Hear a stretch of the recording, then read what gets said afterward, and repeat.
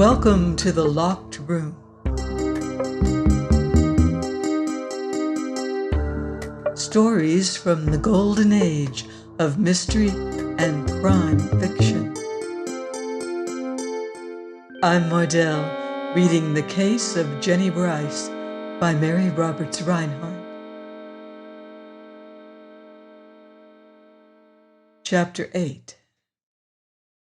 That was Friday afternoon. All that evening, and most of Saturday and Sunday, Mr. Holcomb sat on the floor with his eye to the reflecting mirror and his notebook beside him. I have it before me. On the first page is the dog meat $2 entry.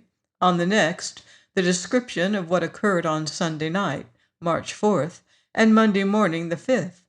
Following that came a sketch made with a carbon sheet of the torn paper found behind the washstand. And then came the entries for Friday, Saturday, and Sunday.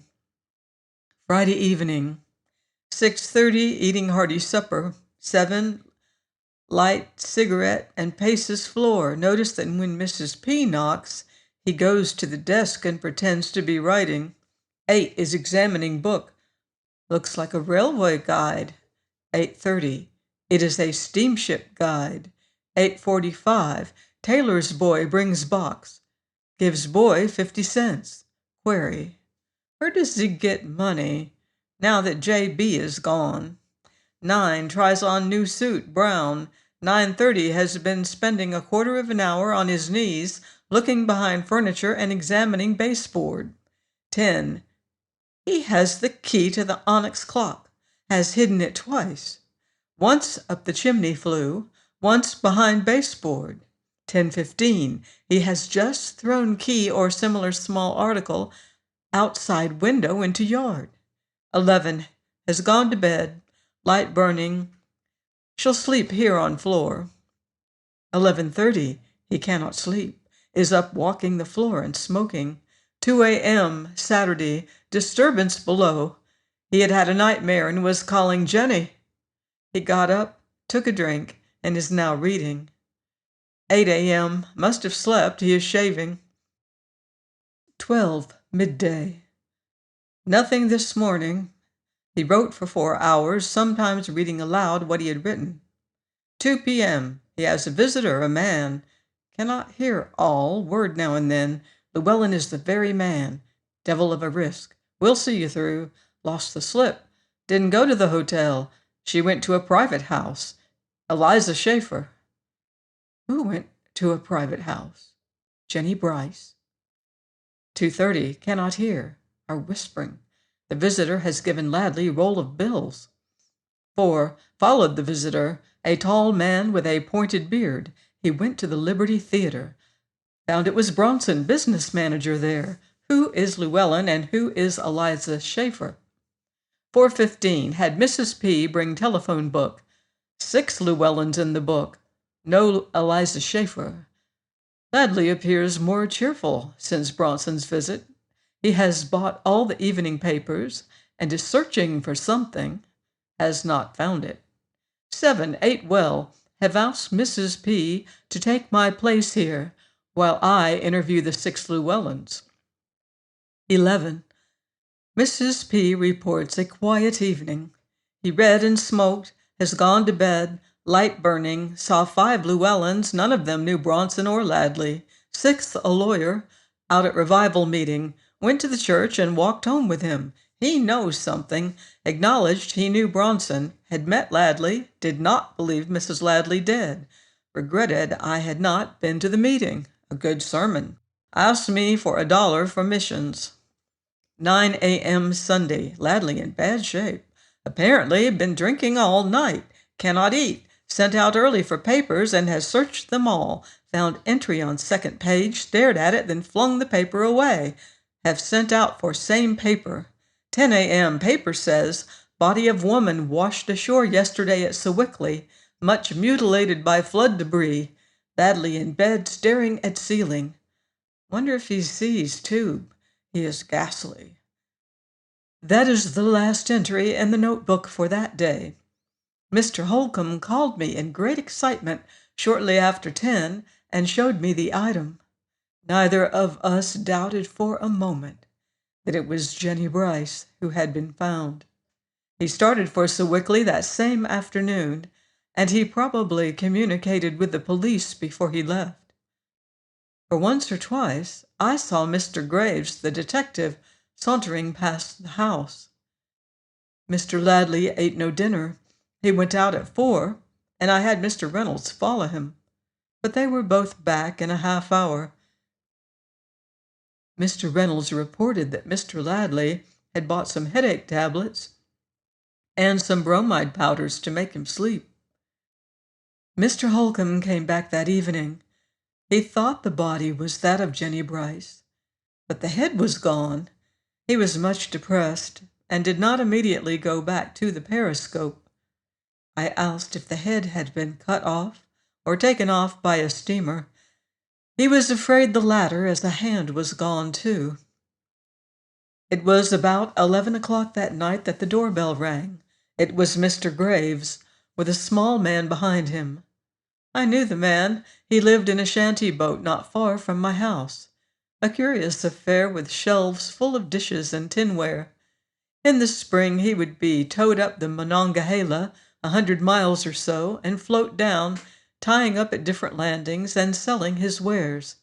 Timothy Sempt was his name, and we called him Tim. Mr. Graves motioned me to be quiet. Both of us knew that behind the parlor door, Ladley was probably listening. "Sorry to get you up, Mrs. Pittman," said Mr. Graves, "but this man says he has bought beer here today. Now that won't do, Mrs. Pittman." "Beer? I haven't such a thing in the house. Come in and look," I snapped, and the two of them went back to the kitchen. "Now," said Mr. Graves when I had shut the door, "where's the dog's meat man?" "Upstairs." "Bring him quietly." I called Mr. Holcomb, and he came eagerly, notebook and all. "Ah," he said when he saw Tim, "so you've turned up." "Yes, sir." "It seems, Mr. Holcomb," said Mr. Graves, "that you are right, partly anyway. Tim here did help a man with a boat that night." "Threw him a rope, sir," Tim broke in. "He'd got out in the current, and what with the ice and his not knowing much about a boat, he'd have kept on to New Orleans if I hadn't caught him, or Kingdom Come." "Exactly. And what time did you say this was?" "Between 3 and 4 last Sunday night, or Monday morning. He said he couldn't sleep and went out in a boat, meaning to keep close to shore, but he got drawn out in the current." "Where did you see him first?" "By 9th Street Bridge." "Did you hail him?" "He saw my light and he hailed me. I was making fast to a coal barge after one of my ropes had busted." "You threw the line to him there?" "No, sir. He tried to work into shore. I ran along River Avenue to below 6th Street Bridge. He got pretty close in there, and I threw him a rope. He was about done up." "Would you know him again?" "Yes, sir. He gave me $5 and said to say nothing about it. He didn't want anybody to know he'd been such a fool." They took him quietly upstairs then and let him look through the periscope. He identified Mr. Ladley absolutely. When Tim and Mr. Graves had gone, Mr. Holcomb and I were left alone in the kitchen. Mr. Holcomb leaned over and patted Peter as he lay in his basket. "We've got him, old boy," he said. "The chain is just about complete. He'll never kick you again." But Mr. Holcomb was wrong. Not about kicking Peter, although I don't believe Mr. Ladley ever did that again, but in thinking we had him. I washed that next morning, Monday, but all the time I was rubbing and starching and hanging out. My mind was with Jennie Brice. The sight of Molly Maguire next door at the window rubbing and brushing at the fur coat only made things worse. At noon, when the Maguire youngsters came home from school, I bribed Tommy, the youngest, into the kitchen with a promise of a doughnut. I see your mother has a new fur coat, I said, with the plate of doughnuts just beyond his reach. Yes'm. She didn't buy it. She didn't buy it. Say, Miss Pittman, give me that doughnut. Oh, so the coat washed in. No, Pap found it down by the point on a cake of ice. He thought it was a dog and rode out for it. Well, I hadn't wanted the coat as far as that goes. I'd managed well enough without furs for 20 years or more. But it was a satisfaction to know that it had not floated into Mrs. McGuire's kitchen and spread itself at her feet, as one may say. However, that was not the question. After all, the real issue was that if it was Jennie Brice's coat and was found across the river on a cake of ice, then one of two things was certain. Either Jennie Brice's body wrapped in the coat had been thrown into the water out in the current, or she herself, hoping to incriminate her husband, had flung her coat into the river. I told Mr. Holcomb, and he interviewed Joe McGuire that afternoon, and the upshot of it was that Tommy had been correctly informed. Joe had witnesses who had lined up to see him rescue a dog and had beheld his return in triumph with a wet and soggy fur coat. At 3 o'clock, Mrs. McGuire, instructed by Mr. Graves, brought the coat to me for identification, turning it about for my inspection, but refusing to take her hands off it.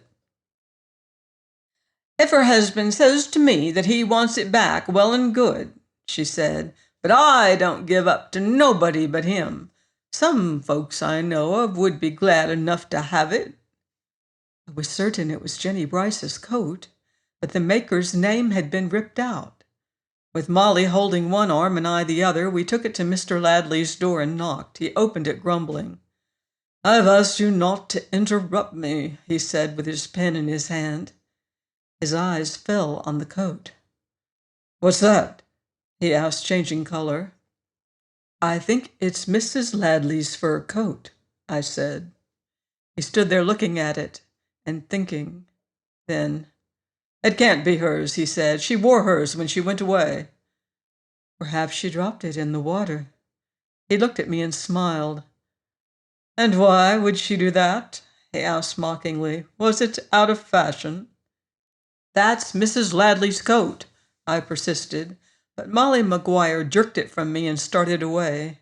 He stood there looking at me and smiling in his nasty way. This excitement is telling on you, Mrs. Pittman, he said coolly. You're too emotional for detective work. Then he went in and shut the door.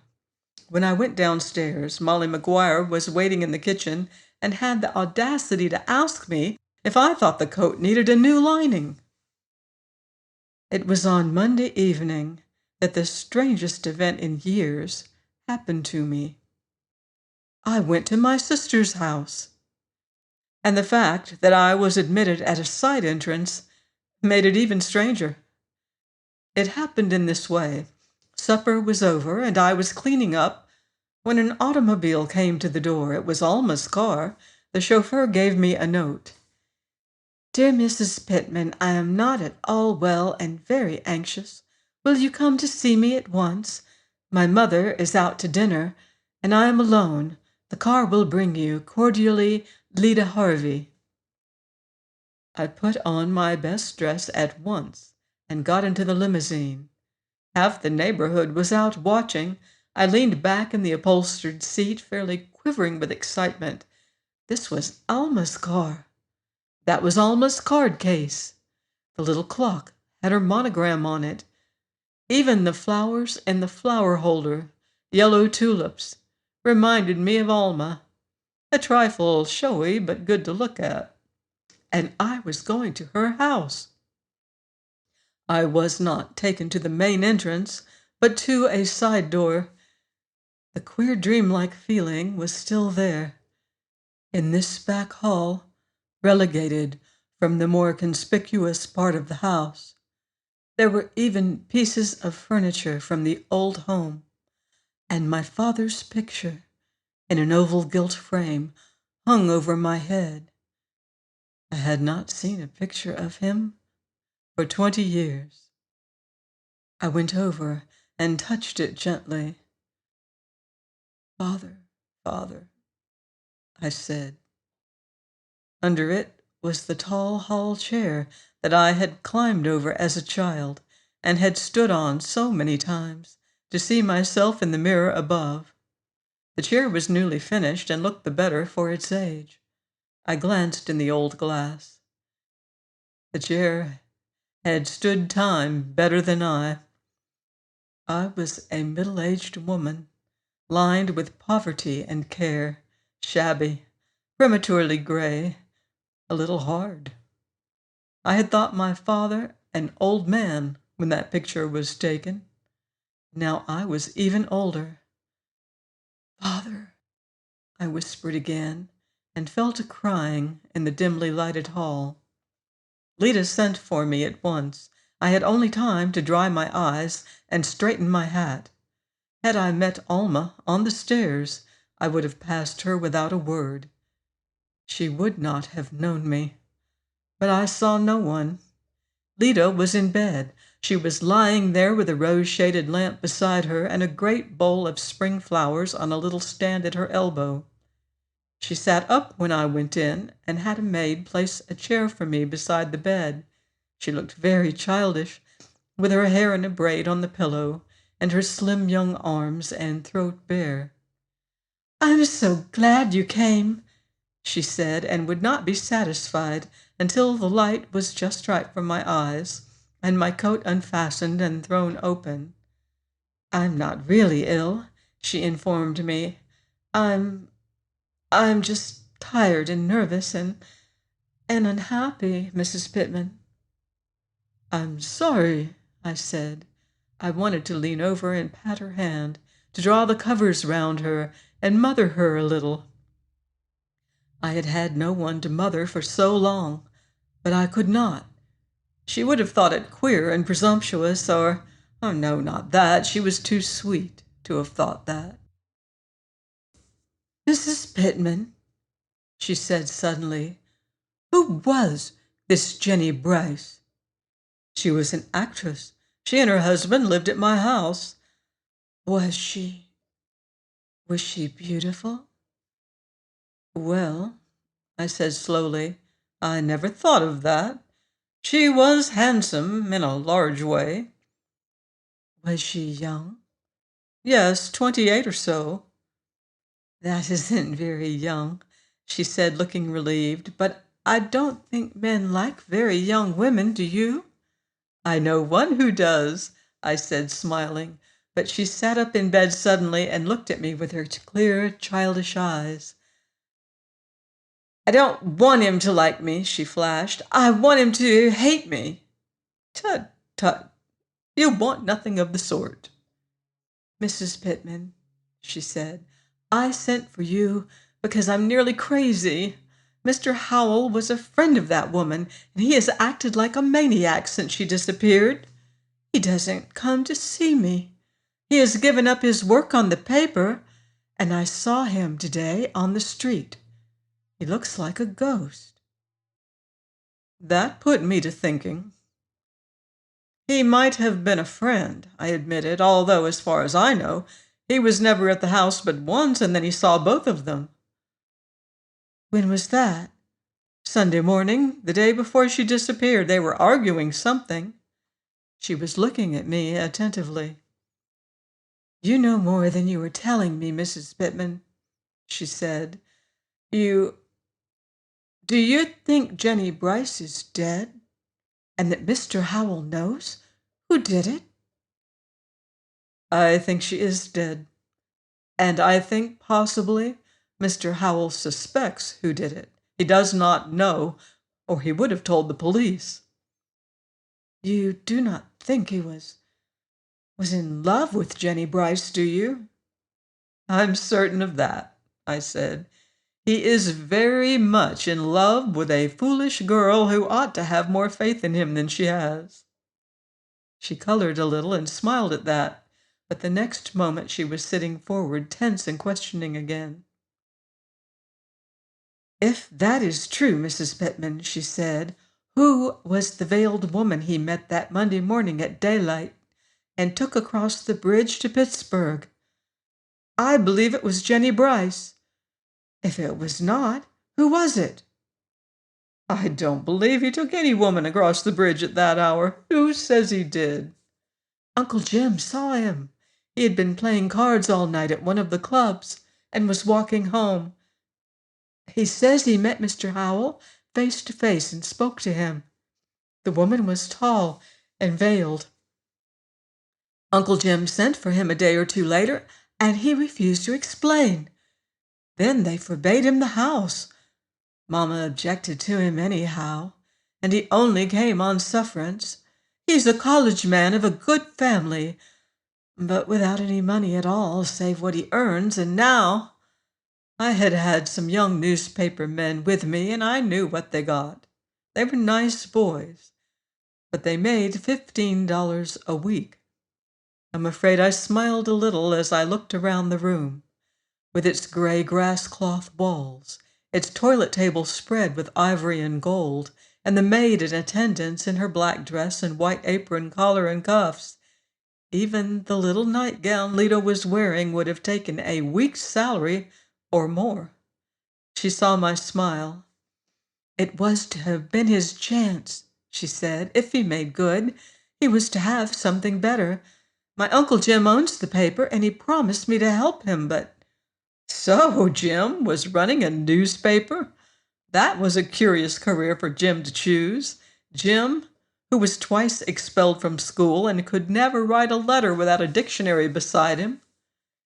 I had a pang when I heard his name again, after all the years. For I had written to Jim from Oklahoma after Mr. Pittman died, asking for money to bury him, and had never even had a reply. "And you haven't seen him since?" "Once. I didn't hear from him, and I called him up. We met in the park. He said everything was all right, but he couldn't tell me just then. The next day he resigned from the paper and went away. Mrs. Pittman, it's driving me crazy. For they have found a body, and they think it is hers if it is, and he was with her." "Don't be a foolish girl," I protested. "If he was with Jennie Brice, she's still living, and if he was not with Jennie Brice—" "If it was not Jennie Brice, then I have a right to know who it was," she declared. "He was not like himself when I met him. He said such queer things. He talked about an onyx clock, and said he had been made a fool of, and that no matter what came out, I was always to remember that he had done what he did for the best, and that he cared for me more than anything in this world or the next." "That wasn't so foolish." I couldn't help it. I leaned over and drew her nightgown up over her bare white shoulder. "You won't help anything or anybody by taking cold, my dear," I said. "Call your maid and have her put a dressing gown around you." I left soon after. There was little I could do, but I comforted her as best I could and said good night. My heart was heavy as I went down the stairs, for twist things as I might, it was clear that in some way the Howell boy was mixed up in the Brice case. Poor little troubled Lita. Poor distracted boy. I had a curious experience downstairs. I had reached the foot of the staircase and was turning to go back and along the hall to the side entrance when I came face to face with Isaac, the old colored man who had driven the family carriage when I was a child, and whom I had seen at intervals since I came back, pottering around Alma's house. The old man was bent and feeble. He came slowly down the hall with a bunch of keys in his hand. I had seen him do the same thing many times. He stopped when he saw me, and I shrank back from the light, but he had seen me. "Miss Bess," he said, "for God's sake, Miss Bess." "You're making a mistake, my friend," I said, quivering. "I'm not Miss Bess." He came close to me and stared into my face. And from that, he looked at my cloth gloves, at my coat, and he shook his white head. "I sure thought you was Miss Bess," he said, and made no further effort to detain me. He led the way back to the door where the machine waited, his head shaking with the palsy of age, muttering as he went. He opened the door with his best manner and stood aside. "Good night, ma'am," he quavered. I had tears in my eyes. I tried to keep them back. "Good night," I said. "Good night, Ikey." It had slipped out my baby name for old Isaac. "Miss Bess!" he cried. "Oh, praise God! It's Miss Bess again!" He caught my arm and pulled me back into the hall, and there he held me, crying over me, muttering praises for my return, begging me to come back, recalling little tender things out of the past. It almost killed me to hear again. But I had made my bed, and I must lie in it. I forced him to swear silence about my visit. I made him promise not to reveal my identity to Lida, and I told him, heaven forgive me, that I was well and prosperous and happy. Dear old Isaac! I would not let him come to see me, but the next day there came a basket with 6 bottles of wine and an old daguerreotype of my mother that had been his treasure. Nor was that basket the last. Join me next week for more criminal clues on the locked room. In the meantime, beware of footsteps in the dark.